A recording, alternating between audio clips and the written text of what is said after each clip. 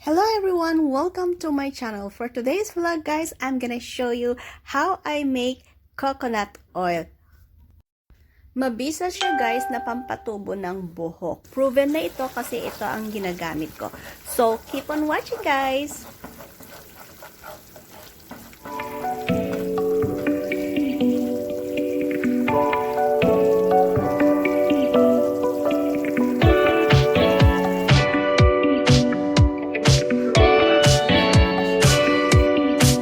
So I'm gonna use 1 can of coconut oil. But if you have a fresh grated coconut in your house, pwede rin yun guys. So ipainit nyo lang yung kawali, ilagay ang coconut milk hanggang sa mag-oil siya. Pero dapat ihalo siya ng ihalo guys kasi baka masunog siya. At dapat mahina rin yung apoy.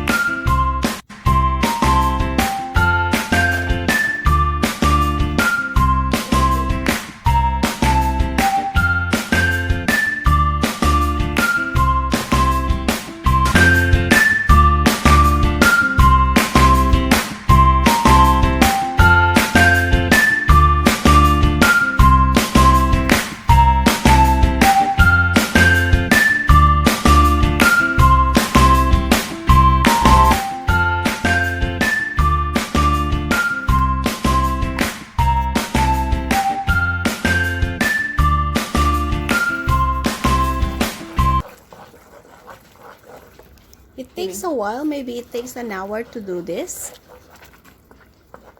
But if you want to have a remedy sa naglalagas niyong mga buhok, tiyatsagaan mo itong gawin.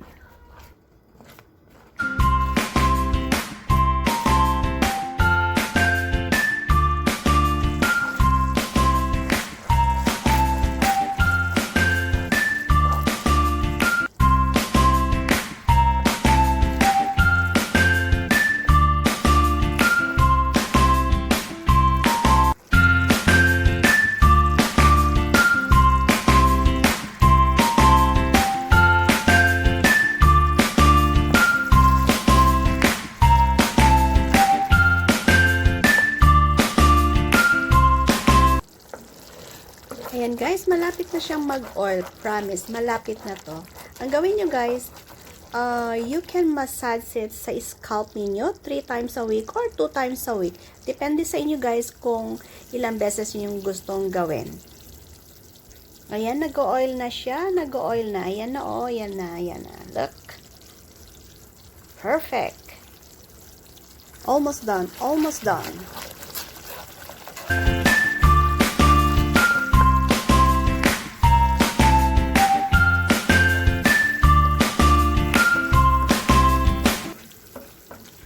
Ayan, ang dami niyang oil. Sa isang can, marami na rin siyang na-produce na oil. Sa mga ilang buwan, yun na rin siyang pwedeng gamitin. Ayan, pwede nyo na siyang ilagay sa container.